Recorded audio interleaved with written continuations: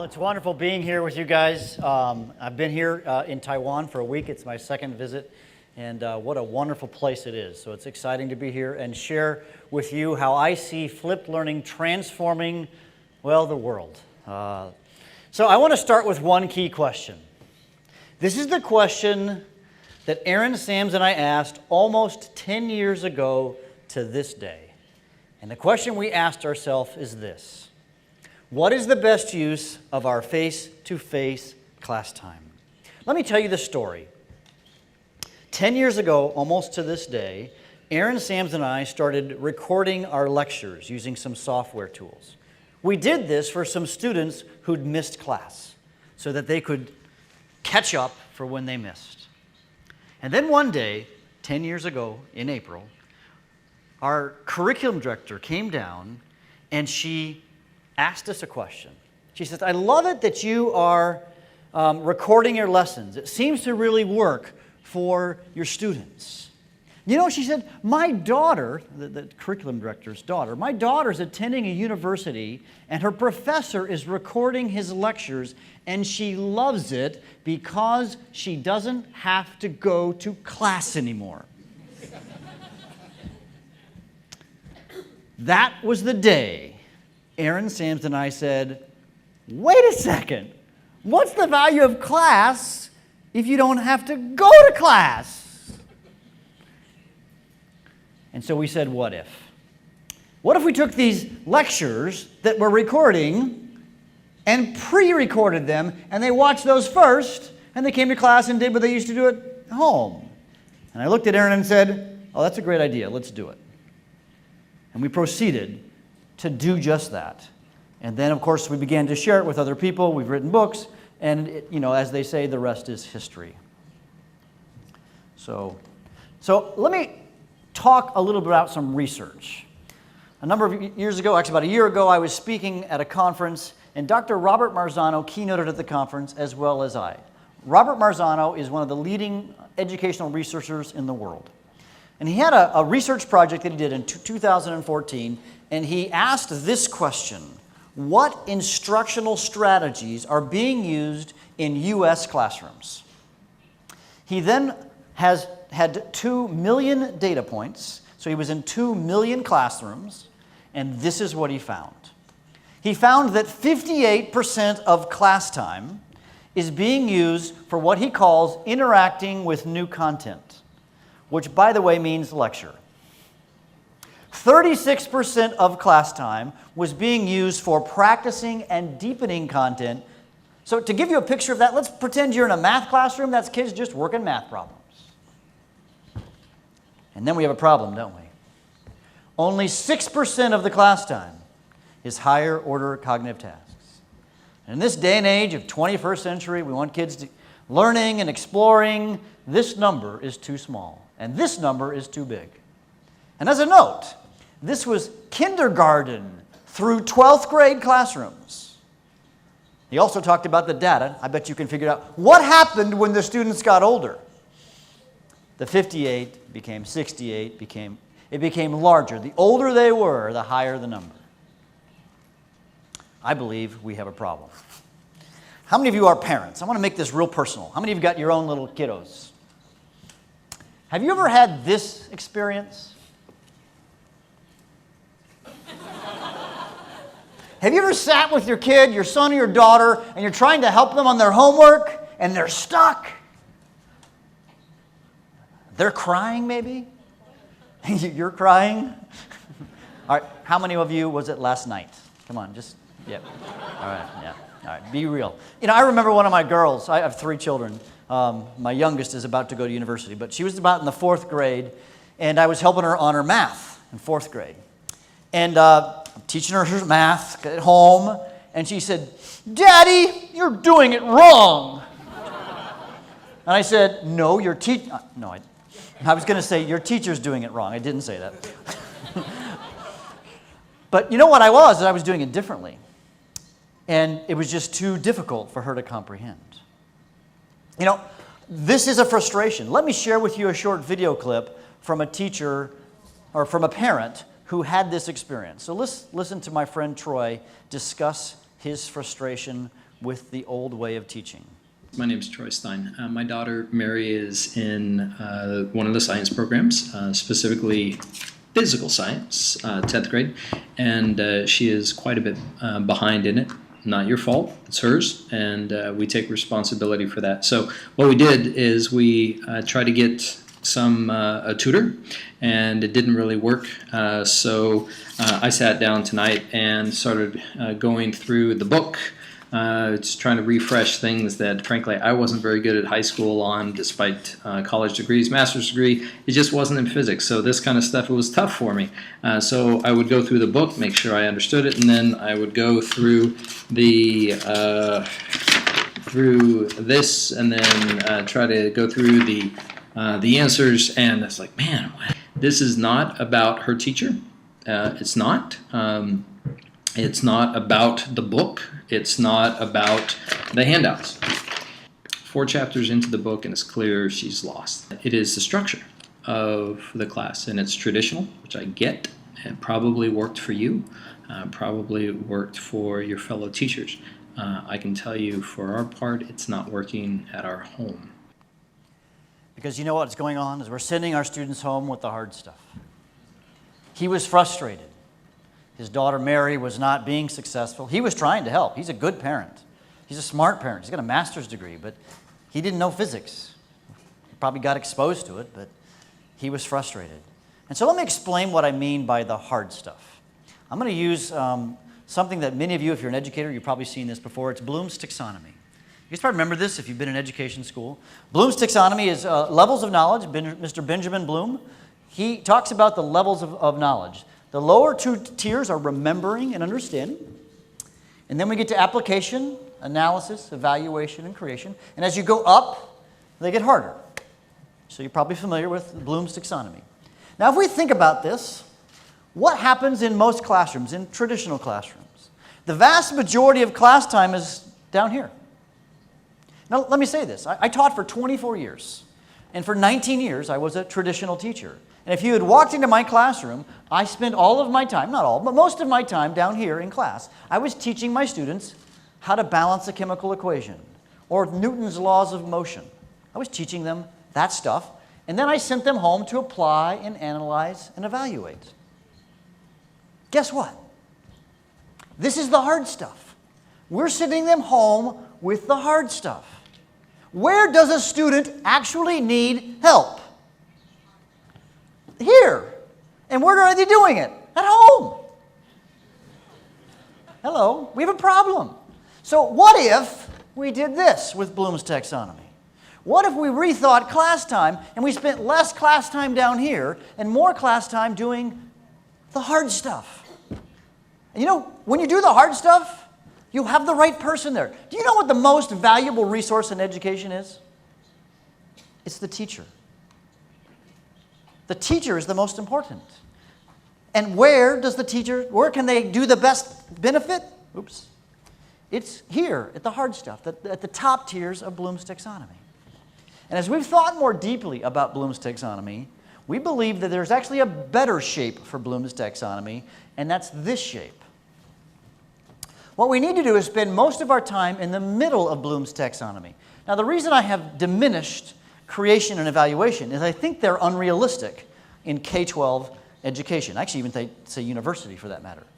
The older the student gets, the more this area would get. In fact, you know what you call this right here, the previous image? You know what that's called? That's called a PhD. This right here is the picture I believe that we need to have in K-12 education. But of course, the problem is we're spending most of our time down here. That is the problem, I believe, with education. Now, let me define flipped classroom carefully, because I think there's been some misunderstanding about what the flipped classroom is and isn't. So I'm going to take a few minutes and carefully define what the flipped classroom is. First of all, the flipped class is not using technology in the classroom. Okay, now there's nothing wrong with using technology in the classroom. A tech-infused classroom is a very good thing, but that's not the flipped classroom. All right? Also, what is not the flipped classroom is a MOOC is not the flipped classroom. I am not against MOOCs. I've taken courses on Coursera, so hear me carefully. I'm not an anti-MOOC, but a MOOC is a different type of a thing. So the flipped classroom is something different. So let's define it with some images.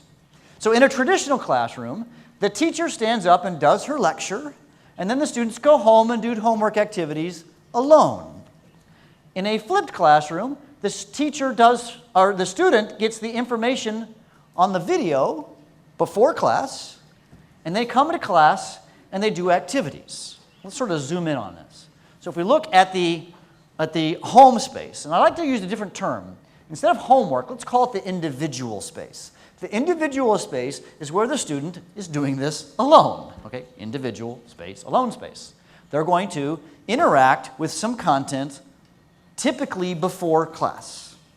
By the way, that doesn't always have to happen at home. There are teachers who are doing what we call the in-flip, where the students are getting the information in the classroom. We have a classic story from a poor school in the States, third grade teacher. He has half of his kids watch a video on a particular topic while he works individually with the other half.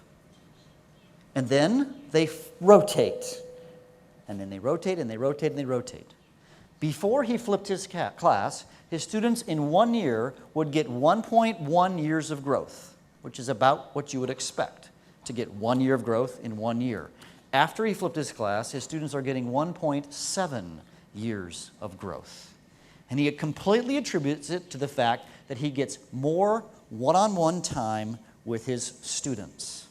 In fact, he said this to me. He says, I was reading this book, the book that you have in your hands that was just produced by United Daily News. He says, I was reading your book on an airplane, and you have solved, I think, my biggest problem.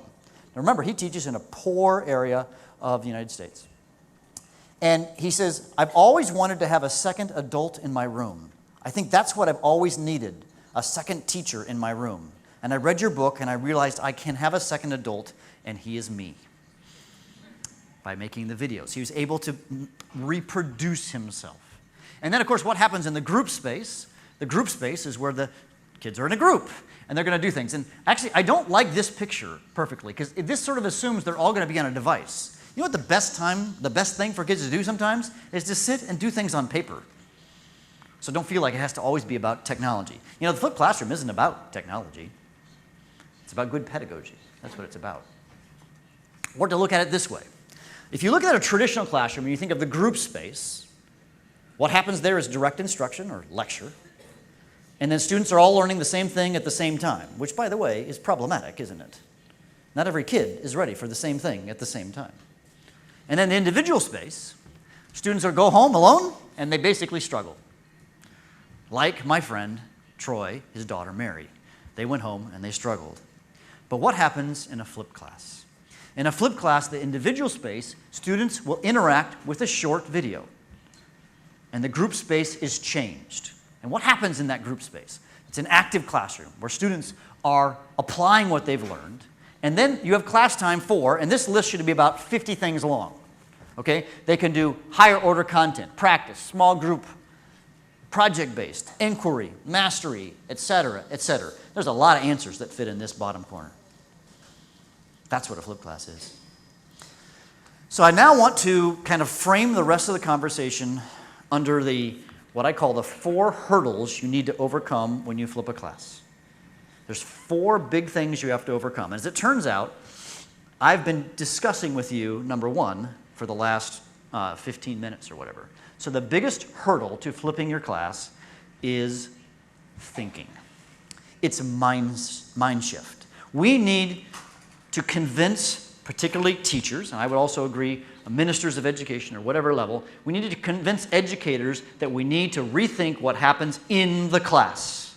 That is the key to the flipped classroom. This is the biggest hurdle.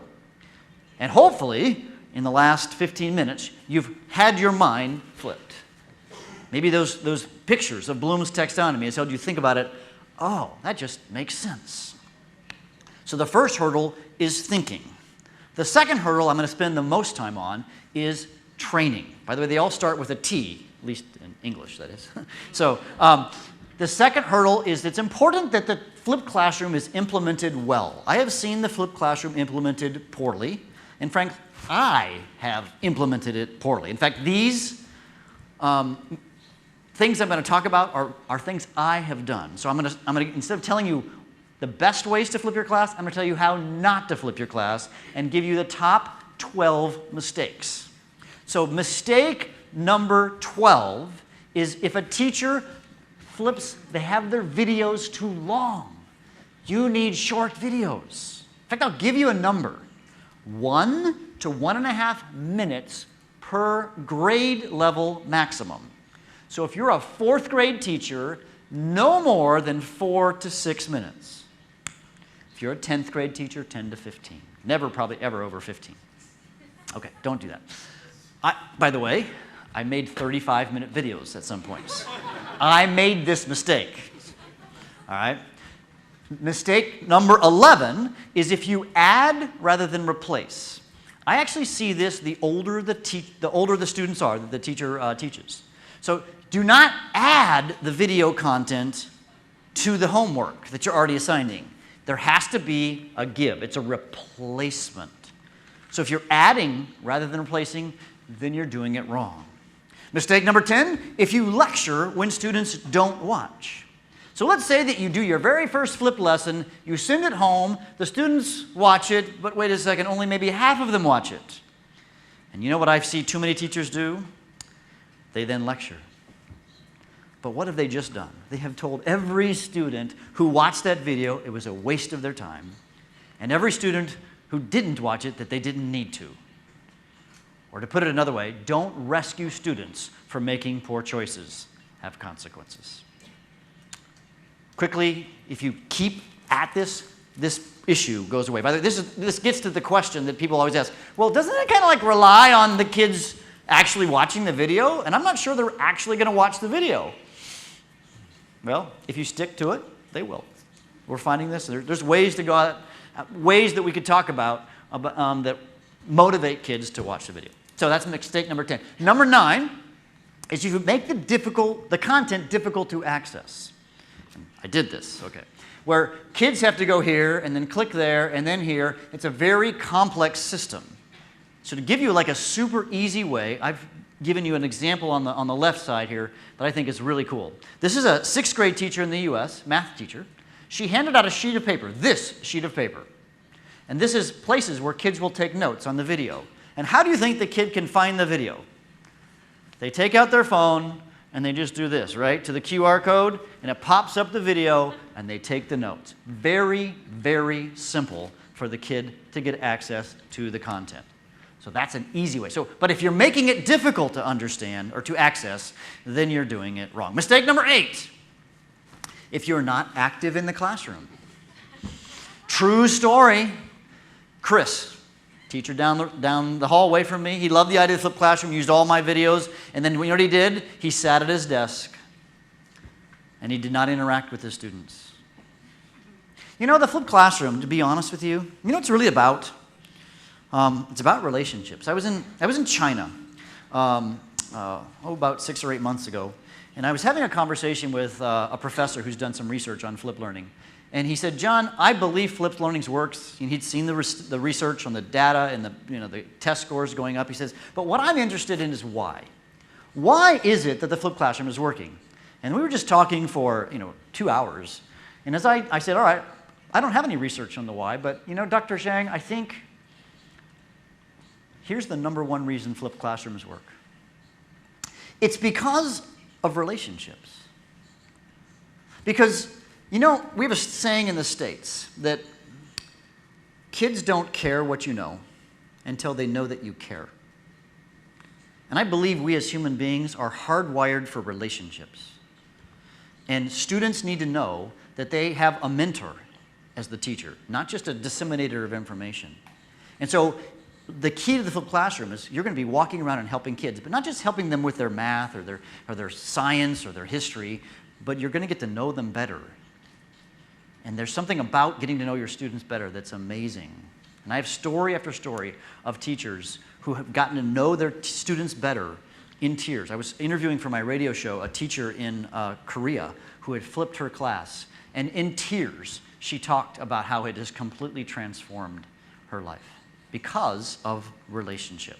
So if you are not active in the classroom, you're doing it wrong. In fact, let me show you 2 quick examples of active classrooms. The first one is actually Aaron Sams, the co-founder of Flip Learning, and I walked around with the camera. Let's just see what his classroom looks like. As you watch, notice what he's doing.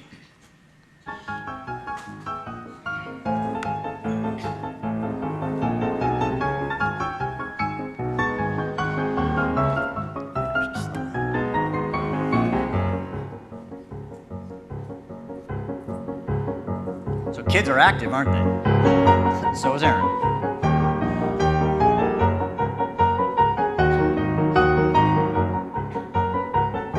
Some technology, but not everybody's doing tech, right?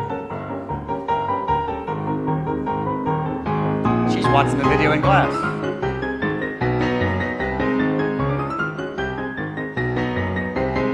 Somebody broke something.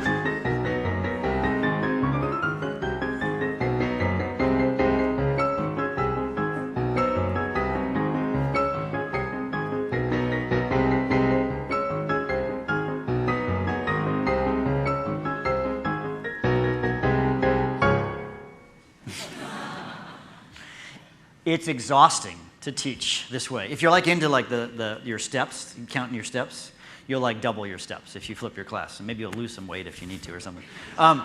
Next video is some classes I was in Korea. And yeah, let's just watch them. Two different classes.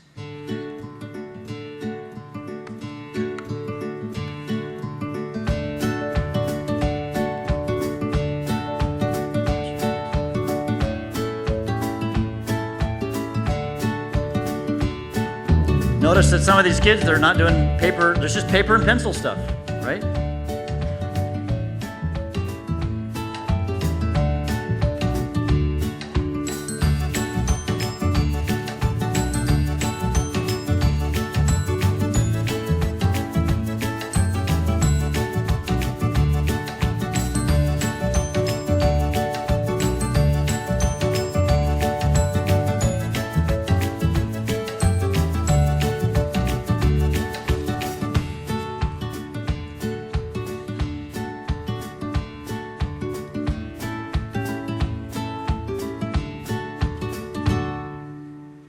You want to talk about relationship. This young man right here, this teacher, he just had an amazing relationship with his kids. He actually began to do some project-based learning with his kids, and actually what they're doing is they're doing a culmination activity. And what he did is he asked his kids, he says, you know, let's see if we can find a problem to solve. And it turns out that they had recently in that neighborhood, they'd torn down, they paved over the playground in the neighborhood, and they didn't have a playground anymore because they wanted to build parking lots there. And the kids said, we want to build a playground. And so this is their culminating activity as they're about to break ground on the playground that they had designed.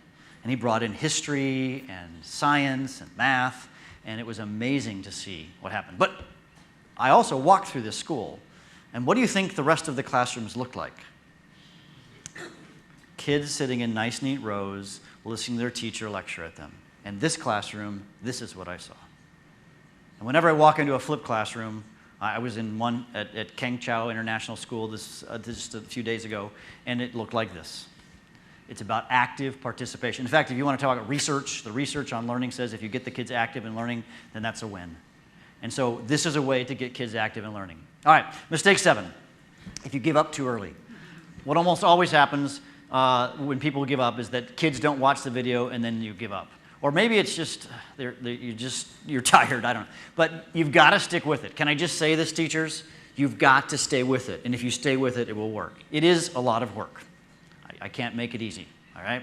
Sometimes, though, you have to work hard to get what you get, all right? Mistake number 6, if you don't plan for students with incomplete understanding. Now, what do I mean by that? What I mean is that you can't expect every student to go home and watch some short video you make and completely understand what they are supposed to understand. So a great story is this teacher from the United States. What I watched him do, I walked in the room, and first of all, before the kids came to class, he'd had a short video for them to watch, and he had a little quiz, an online quiz, where they answered 5 questions. So those kids who walked in who'd scored 4 points or 5 points, he said, let me check your notes. So he's checked their notes to have some individual accountability. You're ready to start the assignment. But then those students who had not scored 4 points, like 1 or 2 or 3. What he did is he said, you guys need a reteaching moment. So he brought up about 7 kids. He had 30 students in his class. And he did a little reteach. Stood at the board, taught them the math lesson, again, because they didn't understand it completely from the video. So if you don't plan for students with incomplete understanding, well, then you're doing it wrong. Number 5, if you don't build an interactivity into the lessons. Now, what do I mean by that? I'm going to say something weird. I don't want students to watch a video. I want them to interact with content. There's a different thing. Watch is a passive word. Interact is an active. All right? So you need to find a way to them to do stuff. You know, our kids know how to watch Spider-Man, right? That's not the same thing as interacting with a math video or a history video. So that's the difference. Find some way for them to interact. The interaction can be as simple as taking notes on a piece of paper. That's how we did it.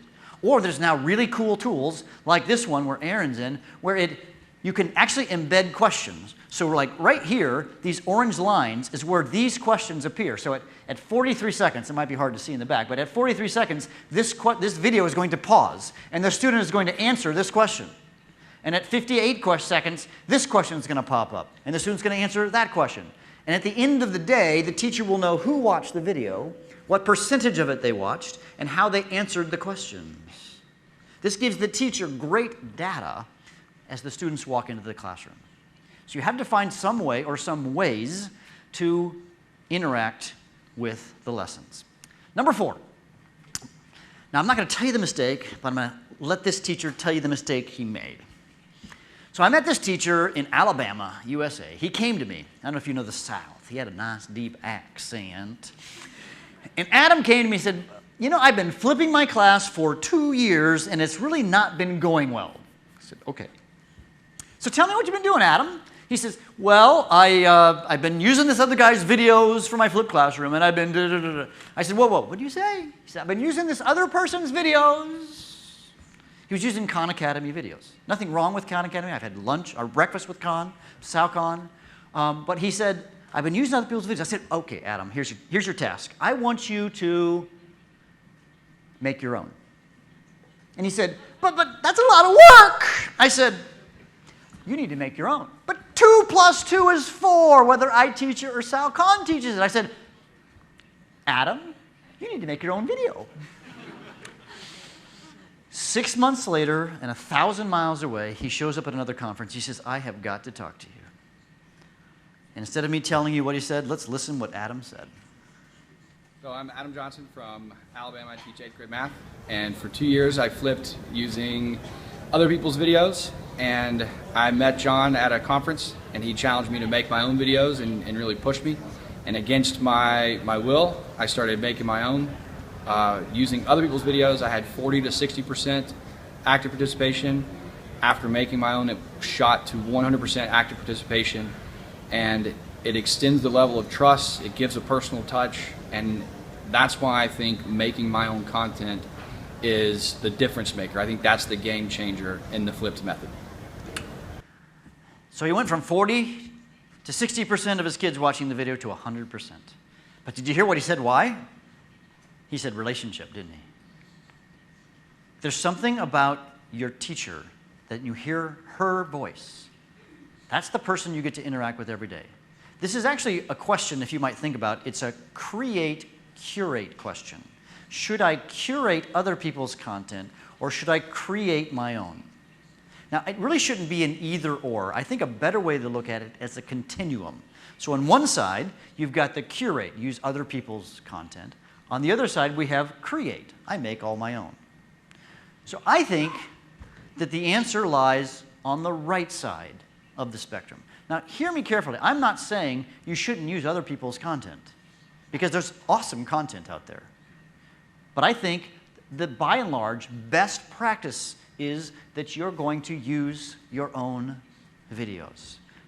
Okay? So I don't want to say this statement quite as strong. I don't want to say if you use other people's videos, you're doing it wrong.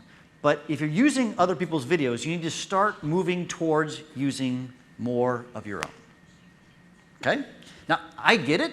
Maybe you have a student in a very rural area here in Taiwan. okay? And there is no qualified calculus teacher, okay? Then you should use Junior Academy, right? So I'm not saying we shouldn't have, Khan Academy, Junior Academy. That's okay, but in most classrooms, the best practice is to be more on the creation side. All right, number 3. An important thing you need to do is to teach students how to watch an instructional video. Now again, students know how to watch Spider-Man, like we talked earlier. That doesn't mean they know how to watch an instructional video. So it's important that you take time to teach them how. The way we did this, the day 1, the students, we'd put the video on the screen, and then on the side we'd have an overhead projector. Those old things, remember those? And we would watch the video for a minute, and then we would pause and we would take notes, demonstrating them how we wanted to take notes. And then we'd watch a little bit and pause and watch and pause, and they are now copying and learning how we wanted them to take paper notes. The next day, we now let the students watch the video on their own, but still in class. And then I was able to walk around the classroom and watch to see if the students knew how to take notes. Because, for me, I taught traditionally for 19 years. I was so focused on giving notes that I never watched my students take notes. And then the next day we would repeat the process because some students still needed help learning how to take notes. And the next day we did it again and again. We did it for about a week. Some teachers do 3 weeks of this. So the first time you flip your class, don't send the video home. You want to do it in the class, and eventually when you feel like they're ready, then you can send the content home. All right, number 2, if you don't get key stakeholders involved. I think this is quite important here in Taiwan.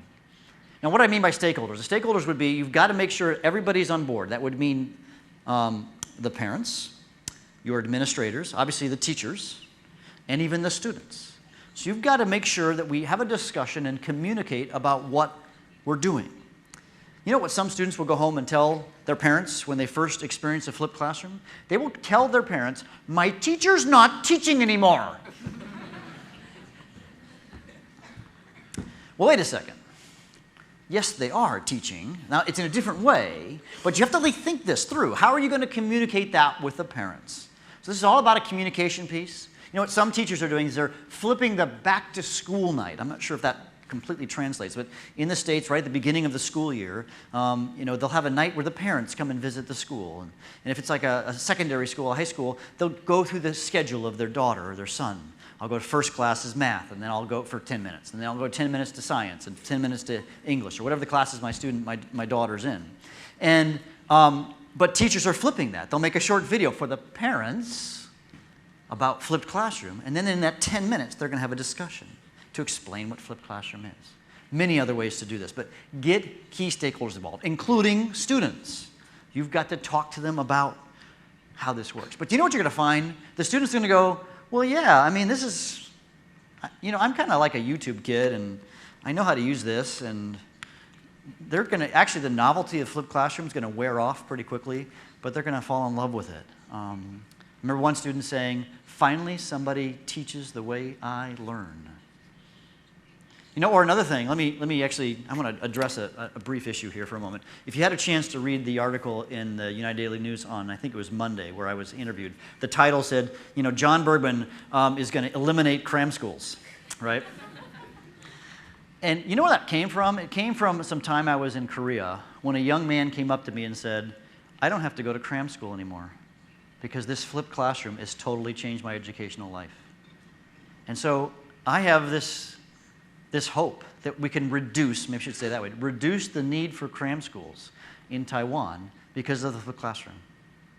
Because kids can get the help they need from their real teacher that they see, during the day. All right, so if you don't get key stakeholders involved, then you're doing it wrong. And the number one mistake, most important, is you don't make class time meaningful, purposeful, awesome, and engaging. Because again, the flipped classroom is not about these videos. It's not about technology. I get excited. It's about what you can do in the class with your kids. Cool activities. For us, I was a science teacher.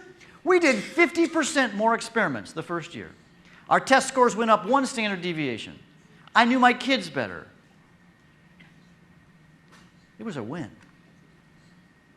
I mean, I have better connections with those students in the flipped classrooms than I did with the kids in the previous 19 years. Now, I had great relationships with my kids before, but I just had so much more opportunities to get to know my students. That's the key. So, the first T is to flip the thinking. The second T is training. This was the training with the native, the 12 mistakes. Let me do just a couple more things on training. What else can we learn about training? All right, there's some books. A little shameless sort of. If you want to learn more about getting appropriate training about the flipped classroom, you're not going to get enough in a 45-minute lecture, but I hear there's some pretty good books on the subject you might want to pick up. Also, you may not know this, but we have just finished 5 books. So these are flipping the elementary classroom, the English classroom, social studies, science, and math. So these are books that are specifically written to your subject matter. And you know what those books are primarily about? What should you do in the classroom now that you've made this short video? I would say 75% of the book is what are you going to do in the classroom, math teacher, because it's different for the math teacher than it is for the science teacher. Now, these are only in English, so maybe someday somebody will publish those in Chinese. The third T, so remember, thinking, training, time. Now, this is a big issue. I keep hearing teachers, I don't know why I'll find the time to do this. You know how many videos that Aaron and I made that first year? We made 170. We had 2 courses. We had our chemistry course and our advanced chemistry course. And we made 101 and about 70 in the other. That was a lot of work. It took a lot of time. So guess what? It takes a lot of time. I can't make it easier, but you know who can make it easier? I don't know how many principals and administrators we have in the room. Anybody? Anybody in a leadership role in the school? No? No? Not one. I don't believe you. Okay. Anyways, you're not wanting to raise your hand because you don't want to hear this. But you know who holds the key to time? It's the administration at the school. Where I have seen flipped classroom take off in the world is where the leadership has given time to the teachers to make this happen. I was just 2 weeks ago in the United Kingdom, a school where 62 languages are spoken. And they have completely flipped their school. And the reason it's really, why have they flipped a whole school? How'd they do that? Because the leadership believed in it and gave their teachers the time to do it. Another school in the States, in a very poor area, they had the teacher or the principal said, you know, to make this happen, I gotta give my teachers time. So you know what, I'm gonna hire a substitute teacher for you 2 math teachers, and you're gonna make flip math videos today. And the next day, I'd do his English teachers. It cost him some money. It has completely transformed this school from a low-performing school to a, I wouldn't say completely high, but much higher than it was in one of the poorest areas, Detroit, Michigan, in the United States. Maybe I can say it this way. Flipped learning will not make your class easier, but it'll make it better. So I get it. I'm asking you to work harder, teachers. Okay, but why are you doing this? Why did you get into education anyways? I bet it's because you care about kids. I hope so. If that's the case, let's get back to what education should really be about. The fourth T is technology. Notice I left this last. Sometimes people, flipped classroom is not about the tech. There is tech, though. It's important that we have good tech. Very important. I've seen bad tech that just makes the flipped classroom hard. I use some of it. So when I think about tech, I think of actually 4 categories. If you want to I'll be just a little geeky on you. There's 4 things you need to learn how to do when you're flipping a class. Number 1 is video creation. You got to find some tool to create a video. You know what the easiest tool to make a video is? It's this. I bet you know how to make a video with this. You all do, all right? You're Taiwanese. You guys are more picture culture than we are. That's it's crazy how many pictures you guys take. So video creation, I bet you know. But there's also screen capture programs. A lot of people are using screen capture programs. There's a lot of ways to make a video. Okay? Second thing, you got to put the video somewhere. Video hosting. You can put it on YouTube, or maybe not. There's lots of places to put a video. But you got to decide where you're going to put this. When I do a consultation with a school, we have a conversation about what's the best tools for you. And it's different for every place because they have different IT infrastructure. Third thing, the video interaction tools. That's the ones I talked about. We showed a little screenshot. Some way for them to do something with the video. And again, that could simply be paper and pencil, but there's now some great tech tools that work. And then lastly, there's learning management systems. I actually got demonstrated to, I don't know if it's a Taiwanese product called OneKnow. OneKnow, it's also One Campus, OneKnow. And they actually do 3 of the 4 things built in. It's a wonderful product. So it's a great tool for flipped classroom that's all, native Taiwanese. So let's tie this all together. I'm going to close with a couple thoughts here. Is flipped classroom a revolution? I'm actually not comfortable with the word revolution. I was listening to a radio show a number of years ago, and there was a guy who was like a history expert. And he was having a conversation about the word revolution. Now, when a revolution takes place, he was thinking more, political revolutions. Somebody is in charge, and then somebody takes over. Either they get outvoted or sometimes killed, right? And then you get a new leader of your country. And what often happens is the people, if you will, in the bottom spectrum of the society, their life doesn't really change, does it? Instead of the word revolution, I'd rather use the word transformation. Because you see, revolution is top-down change, which often doesn't work. Transformative change is change from the bottom up. And actually, ideally, what you have is both working together. And so I feel like part of my task is I'm like the flipped learning evangelist, right? I'm trying to convince people at the top to support these teachers who want to flip their class, and that's the best way to get change to happen. So we don't need revolutionary change. We need transformative change with support from the top, if you will. You might think of it this way. On one side of the spectrum, we have teacher-centered education, which I believe most schools are there. Teacher stands up and lectures at her students. They take a test. They have to, it's this, But on the other side, we have student-centered education. Now, student-centered education is what I keep hearing all the time. I've been to, I've been in the last 4 years, I've been to 100 educational conferences. And when I go to these conferences, they always have this inspiring keynote speaker. And what I almost always hear come out of their lips is we should always be student-centered. The way to do it is the maker movement. I like the maker movement, so I'm not saying negative things here. I like this, and it should always be project-based, and the students need to do all this stuff, and it's all student-centered. But I have a friend, and he told me this. He says, if I let my son figure out choose what he wanted to learn, he would learn about Minecraft, ninjas, and baseball. So there's value on the teacher-centered side, is what I'm trying to say. You see, students don't know what they don't know. And we do. We as educators, we as leaders in our communities have decided that there are certain things that students need to learn and be able to do. And everyone should be able to do those things. But yet we still want to give kids some choice. And so what I want to say is I believe flipped learning is actually the balanced approach. It is the approach in the middle. It values still teacher-centered. It is weird that I'm standing up lecturing you about not lecturing, right? But I'm not against lecture. I think there's a place for lecture. I just think the place in which the lecture can happen in a classroom should be in the individual space, as we talked about earlier.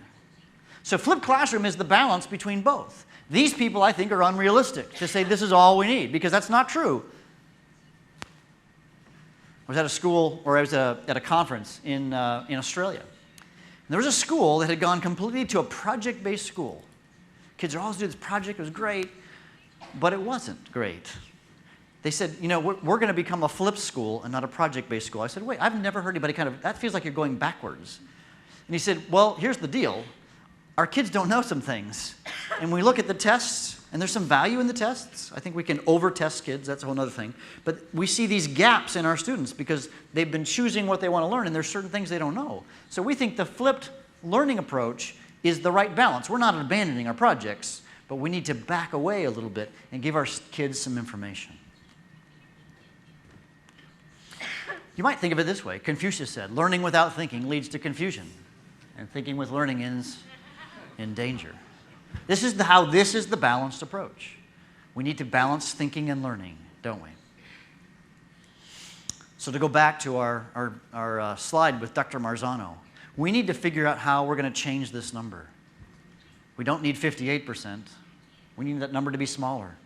When I've asked flipped class teachers what that number is, their graph looks completely different than this. Completely different. So, why?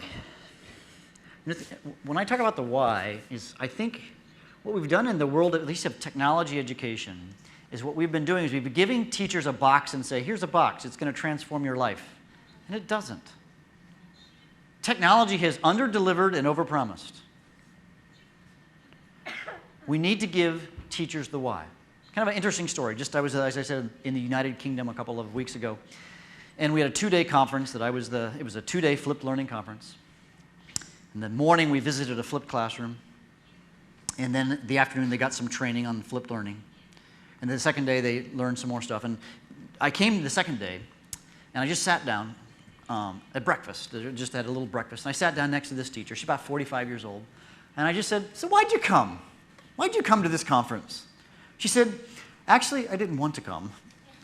Somebody got sick, and my principal made me. I said, okay. And then she said this. She says, I'm sold. I'm the last person in the world who'd ever want to do a flipped classroom. I called my principal last night. This is her talking to me. And told him what was going on, and he said, who are you, and what have you done with my teacher? She was so enthusiastic, and she said, now I have she didn't say these words, but she says, I now know why I need to use technology. And the next day, she was an enthusiastic learner in learning the tools. But she hadn't been given the why. We need to start with the why and then get to the how. And by the way, we need to do that with our students too. Don't just tell them how, but why should they know? Start with the why. And I'll say now something possibly controversial. That's okay. Teachers, hear this carefully. I'm going to say this. If you can be replaced by a YouTube video, you should be. Now, hear this carefully. I am not saying we should replace teachers. Teachers add value to the classroom, but where the value is added is at the higher orders of Bloom's taxonomy. If all we're doing is disseminating information, you know there's a YouTube video on it already. In fact, Junior Academy probably already has it, doesn't it? So we need to reinvent what we add to our classroom. Which comes back, you ever seen this type of a picture? What's happened? He's chasing after the train. As we like to say in the States, the train has already left the station. If you're thinking, hey, I can stick with the old ways, do you realize that we're teaching the YouTube generation? That every kid in Taiwan has this in their pocket, virtually, and they're using it? And you do too. So instead of trying to fight the YouTube generation, let's infiltrate them. I'm writing a new book right now on flipping and homework. And I did a survey on flipping and homework. And I asked this question of students. About 2,500 students from all over the world answered the question. The question was, does the flipped classroom add to your screen time or replace screen time? Okay? There were three responses. Number one, it replaces. Number two, it adds a little bit. Number three, it adds a lot. 75% said it either replaces or adds just a little bit to my screen time. You see, we have infiltrated the screen time culture with good flipped learning videos. It's a better use of their time than click, click, click on Facebook or Instagram or Snapchat, right? So we go back to this, we do, maybe. Oops, back. We go back to this question. What's the best use of your face-to-face class time? It's a different answer for each of us, isn't it? In fact, let me take just a quick step backwards and talk to you those in leadership roles. All right? Do you know that this question doesn't just apply to teachers? Do you realize that administrators at schools, important businessmen, you probably sit through meetings, don't you? All right? I just wrote a post on how you can flip meetings. Think about this question for a moment. So, principals, you need to flip your faculty meetings. Right? You can do this. It's being done with great success. What's the best use of your face-to-face time with your people? All right? It's not giving them information. Figure out a way to get that to them ahead of time so that you can make that meeting, that class time, whatever it is, a richer, more meaningful experience for everybody. Thank you very much.